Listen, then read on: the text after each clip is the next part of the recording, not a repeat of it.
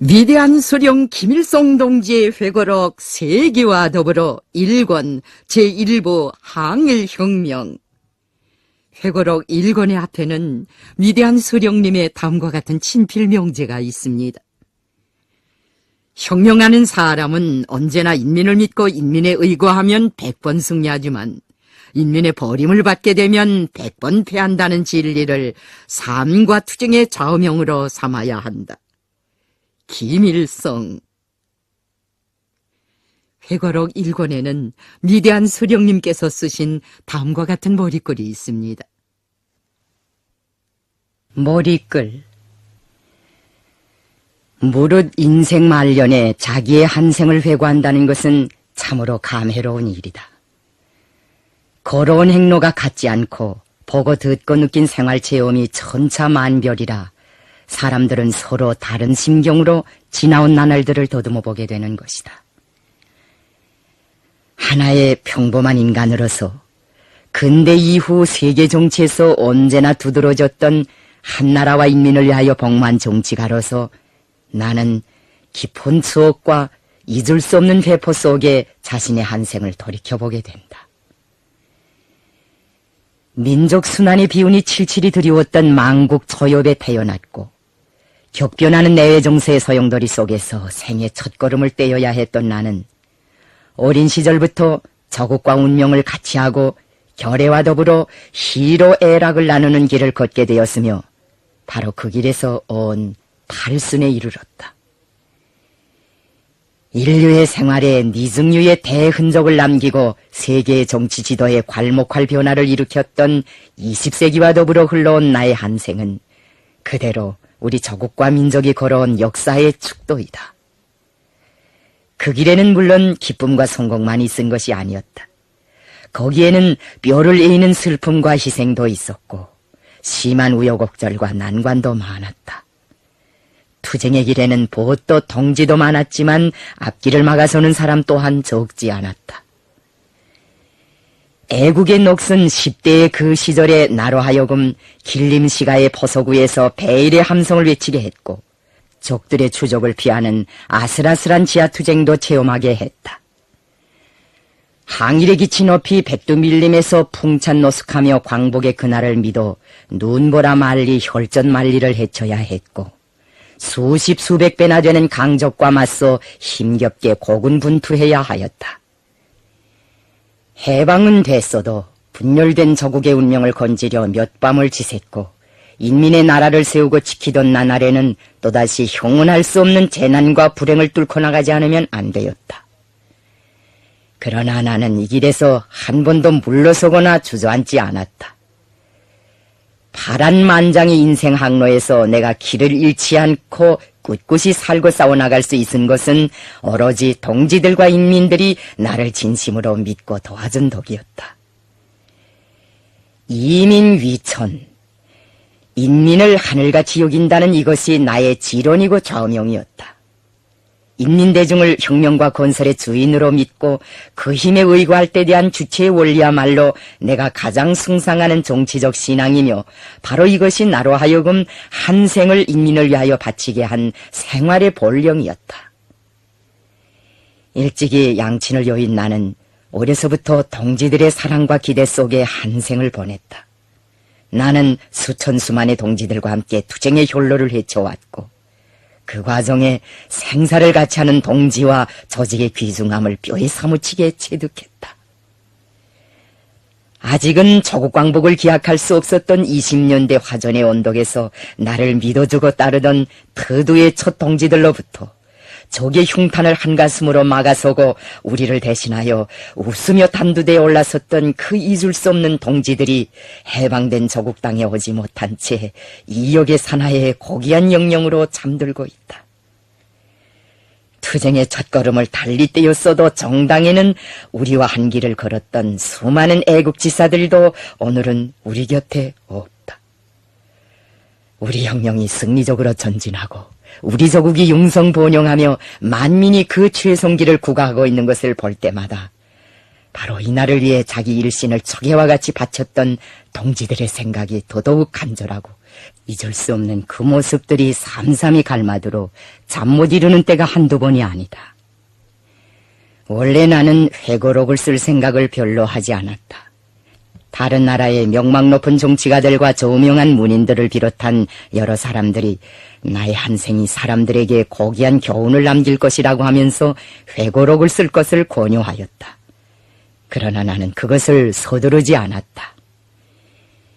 이제는 김종일 조직 비서가 나의 사업을 많이 대신해줘 어느 정도 짬을 얻게 되었다. 세대가 바뀌어 혁명의 노트사들도 하나 둘 가고 새로 자란 세대가 우리 혁명의 중진으로 되었다. 그들에게 민족과 더불어 한 생을 살아오면서 체험한 문제들과 선열들이 오늘을 위해 어떻게 자기 청춘을 바쳤는가를 알려주는 것이 나의 의무로 된다는 생각도 들었다. 그래서 시간이 있는 대로 한두 줄씩 적어놓게 되었다. 나는 나의 한 생이 결코 남달리 특별한 것이라고 생각지 않는다. 다만 조국과 민족을 위해 바친 한 생이며 인민과 더불어 지나온 한 생이었다고 자부하는 것으로 만족할 뿐이다. 나는 나의 글이 인민을 믿고 인민에게 의거하면 천하를 얻고 100번 승리하며 인민을 몰리하고 그의 보림을 받게 되면 100번 패한다는 진리, 생과 투쟁의 교훈을 후세에 남기게 되기를 바란다. 먼저 간 선열들의 명복을 빌면서 1992년 4월 묘향산에서 제1장 비운이 드리운 나라 1. 우리 가정. 나의 생애는 조선의 근대 역사에서 민족순환의 비극이 가장 암담하게 중첩되던 1910년대로부터 시작되었다. 내가 세상에 태어나기 전에 우리나라는 벌써 일본의 독점적인 식민지가 되었다. 황제 통치권은 한일합병조약과 함께 일본 천황에게로 모조리 넘어갔고 이 나라 백성들은 총독재령에 따라 움직이는 현대판 노예가 되었다. 유구한 역사와 풍요한 자연본과 수려한 산천 경계를 자랑하는 이 강토는 일본제 군화와 대포바퀴 밑에서 짓이겨졌다. 민중은 국권을 강탈당한 슬픔과 분노에 치를 떨었다. 시랴 방송대국의 여운이 사라지지 않고 있던 이 땅의 초야와 지붕 밑에서 수많은 충신들과 유생들이 망국의 한을 참지 못하고 스스로 목숨을 끊었다. 이름 없는 백정까지도 칠성판에 오른 구군을 통탄하며 죽음으로써 치욕의 한일합병에 대답하였다. 우리나라에는 경찰들과 일반 문관들은 말할 것도 없고 보통 학교 훈도들까지 금태를 두른 양복을 입고 정모를 쓰고 칼을 차고 다니는 야만적인 혼병경찰 제도가 수립되었다. 천황의 칙령에 따라 총독은 조선에서 육해군의 통솔권을 비롯하여 우리 민족의 귀와 입을 틀어막고 수족을 얽어맬 수 있는 무제한한 권한을 가지었다. 조선 사람들이 만들어 놓은 모든 정치단체들과 학술단체들은 해산의 운영을 면치 못하였다. 조선의 애국자들은 구류장과 감옥에서 연덩어리가 달린 소가죽 채찍에 얻어맞았다. 독구가와 막부 시대의 고문 방법을 그대로 이어받은 교형리들이 불에 달근 쇠꼬챙이로 조선 사람의 살을 마구 찢었다. 날마다 쏟아져 나오는 총독재령에 의해 조선 사람의 흰옷마저 먹물을 들쓰지 않으면 안 되었다. 현해탄을 건너온 일본의 재벌들은 무슨 회사령이니 조사령이니 하는 법령들의 그늘 밑에서 우리 조국의 보화와 재부들을 무대기로 실어갔다.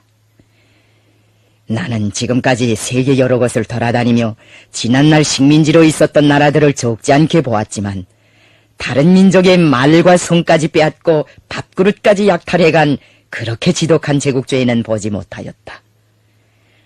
당시의 조선은 말 그대로 사람 못 살 생지옥이었다.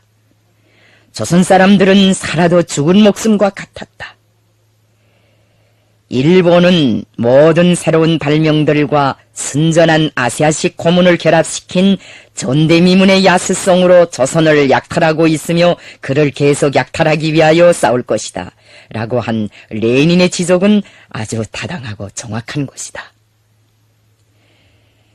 내가 성장하던 그 시기는 다른 대륙들에서도 식민지 재분할을 위한 제국주의자들의 각축전이 치열하게 벌어지고 있던 때였다. 내가 태어난 그 해에도 세계의 여러 지역에서는 복잡한 사건들이 연달아 일어났다. 바로 그 해에 미 해병대가 온두라스에 상륙하였다. 프랑스는 마로크를 자기의 보호국으로 만들었고 이탈리아는 토이기의 로토스 섬을 점령하였다. 국내에서는 토지저 사령이 발표되어 민심을 뒤숭숭하게 하였다.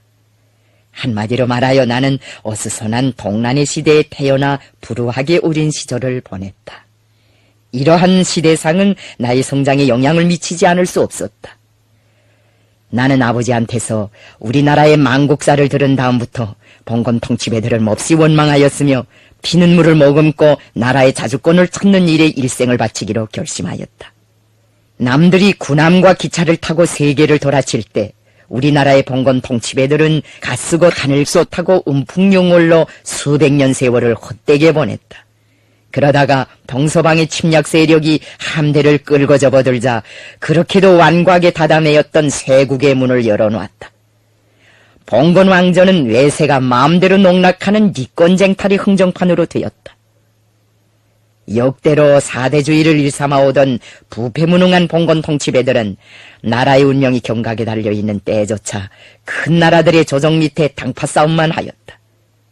그러다 나니 오늘 친일파가 득세하면 일본 군대가 왕궁을 지키고 내일 친노파가 득세하면 러시아 군대가 임금을 호위하고 모레 친청파가 득세하면 청나라 군대가 대궐에 파수를 서는 판이었다. 그래서 한나라의 왕비가 궁궐 안에서 외국 테러단의 칼에 맞아 죽고 1895년 을미사변 왕이라는 것이 다른 나라 공사관에 가서 1년 동안이나 갇혀있는가 하면 1896년 아관파천 임금의 당아버지가 외국에 납치되어 가서 귀양살이를 하여도 오히려 사죄를 해야 되는 판국이었다. 왕궁을 지키는 것도 남의 나라 군대에 맡겼으니 이 나라는 누가 지켜주고 돌보겠는가. 무변광대한 이 세계에서 가정이란 하나의 작은 물방울과 같은 존재에 지나지 않는다. 그러나 그 물방울도 세계의 한 부분이며 세계를 떠나서는 존재할 수가 없다. 조선을 만국의 비운 속에 몰아놓은 근대 역사의 파도는 우리 가정에도 사정없이 쓸어들었다.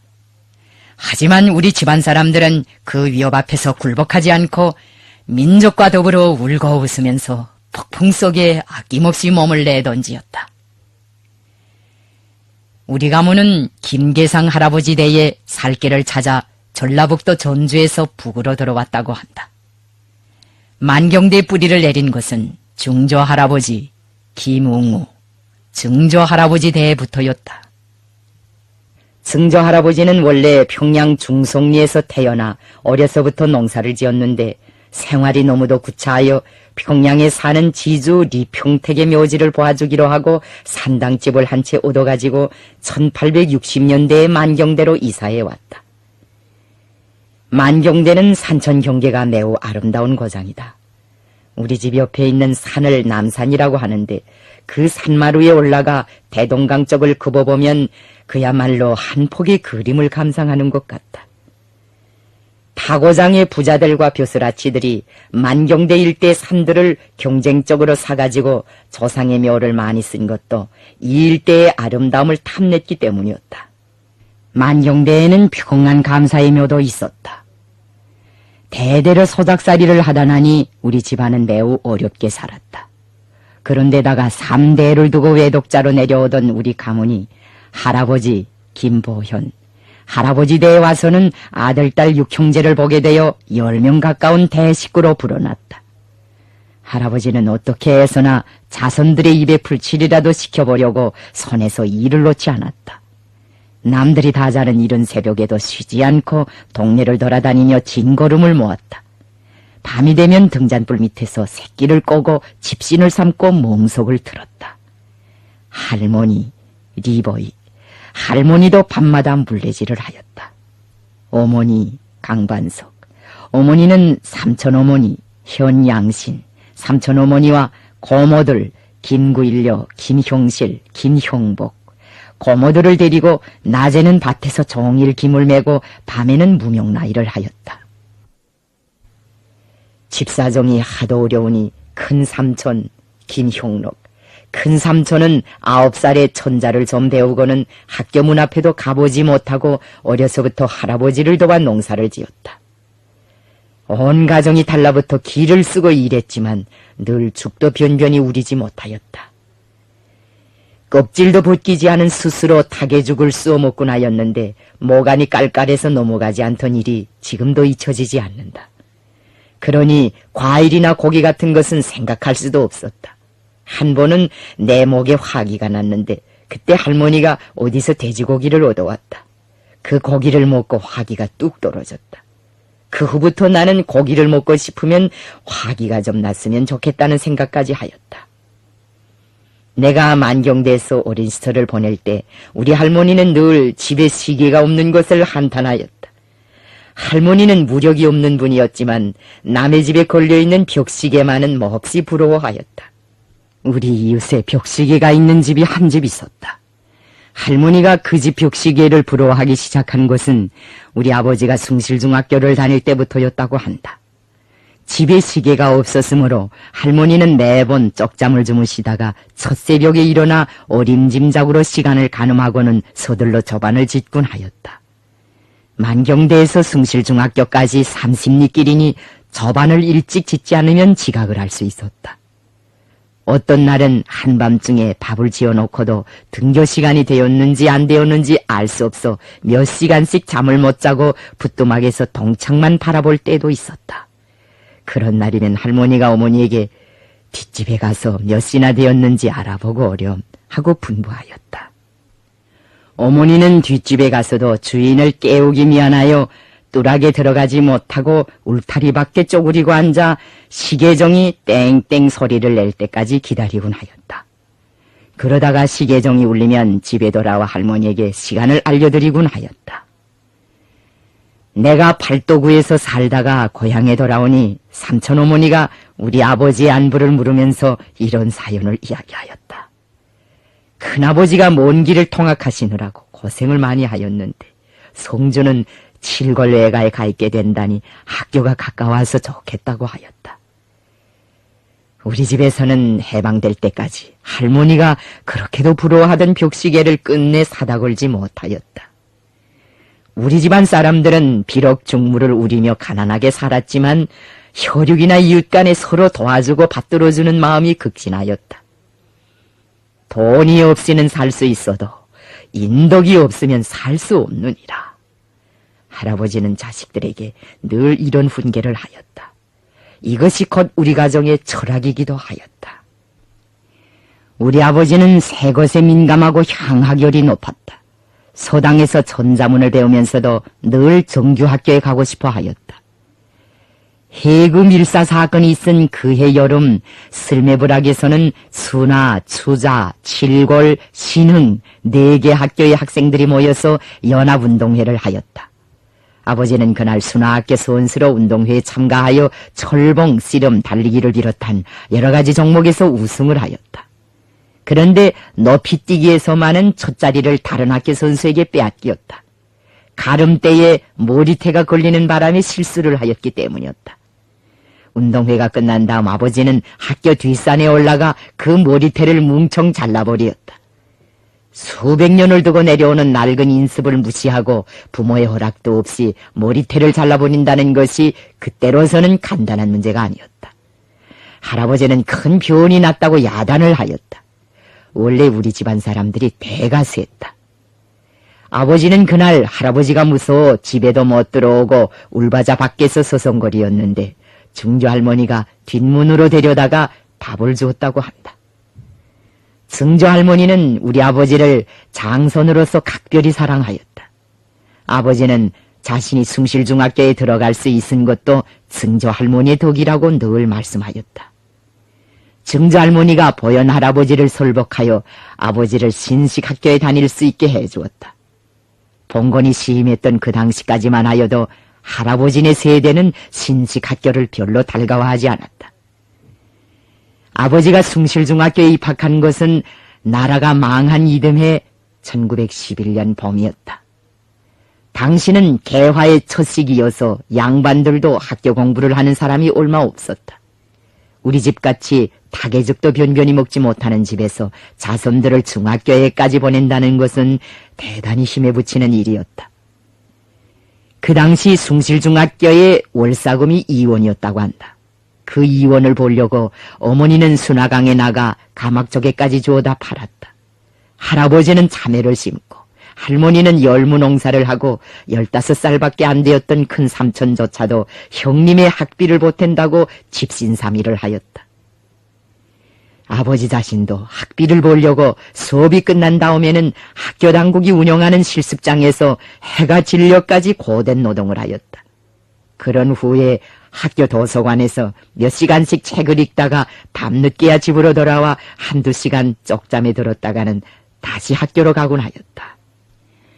이처럼 우리 가정은 그 당시 조선의 어느 농촌 어느 고을에서나 흔히 볼 수 있는 소박하고 평범한 가정이었다. 남들보다 별로 표가 나는 것도 없고 특이한 점도 찾아볼 수 없는 가난한 가정이었다. 그렇지만 조국과 교례를 위한 일이라면 누구나 아낌없이 몸을 내대었다.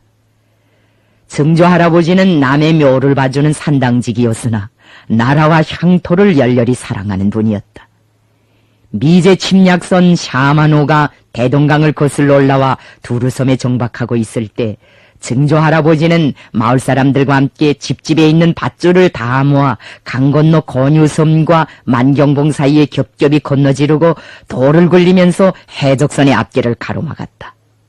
샤마노가 양각도 밑에까지 기어들어 대포와 총을 쏘아대면서 시민들을 살해하고 재물들을 약탈하고 부녀자들을 겁탈한다는 소리를 들었을 때에는 마을 사람들을 데리고 그다름으로 평양성에 들어갔다. 그때 송한 사람들은 관군과 함께 나무단을 가득 실은 매생이 여러 척을 연결시켜 불을 지르고 샤마노 쪽으로 뛰어내려보내요. 배도 해적들도 모조리 수장해버리었는데 증조 할아버지도 여기서 한몫 단단히 하였다고 한다.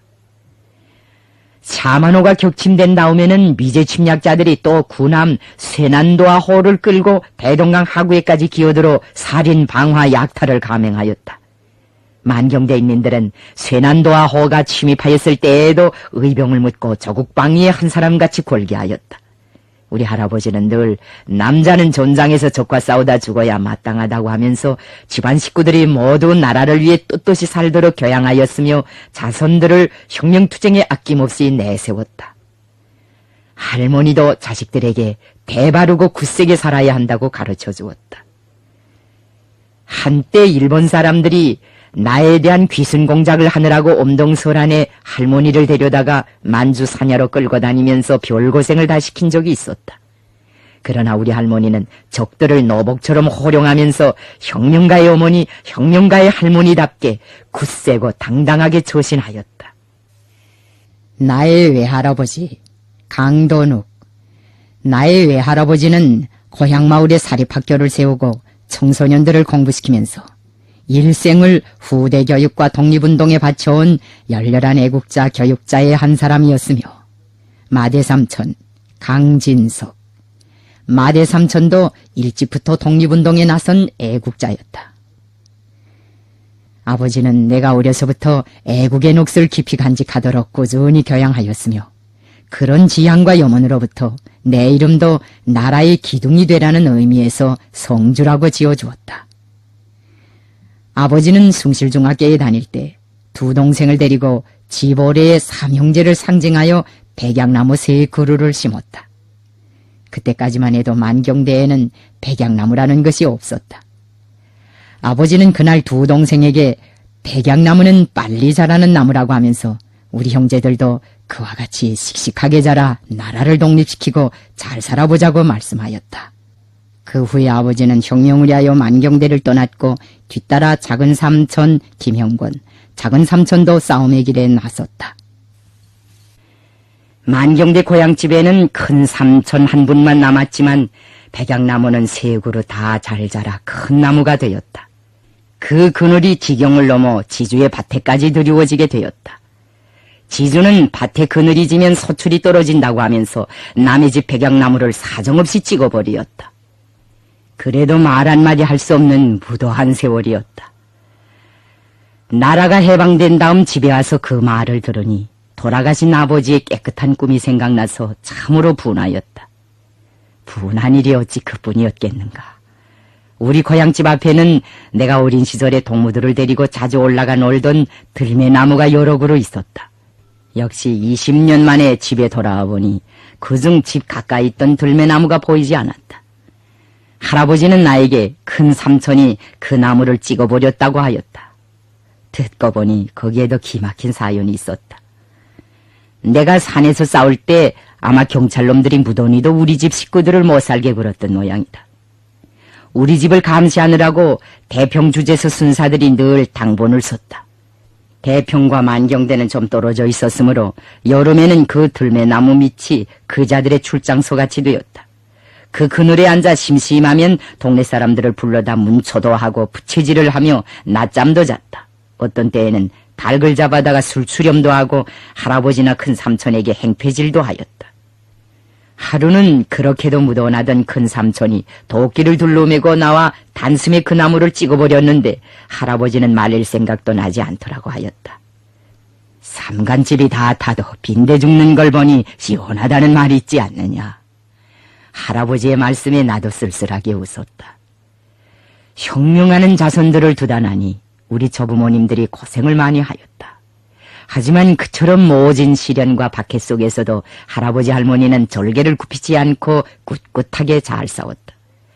일본 제국주의자들이 외정 말기에 창씨 개명을 강요하였지만 나의 조부모님들은 거기에도 응하지 않았다.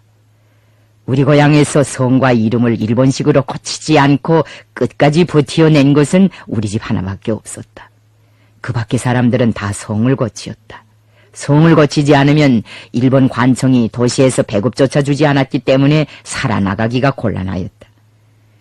형록 삼촌은 창씨 개명에 응하지 않는다고 매도 여러 번 맞았고 주재소에 호출도 여러 번 받았다. 순사가 나서서 오늘부터 나는 김형록이 아니다. 내 이름이 뭐냐? 하고 물으면 삼촌은 김형록이 왜다? 하고 대답하였다. 그러면 순사가 달려들어 귓뺨을 때렸다. 다시 말해봐. 이름이 뭐야? 하고 또 물어도 변함없이 김형록이 왜다? 하고 대답하였다.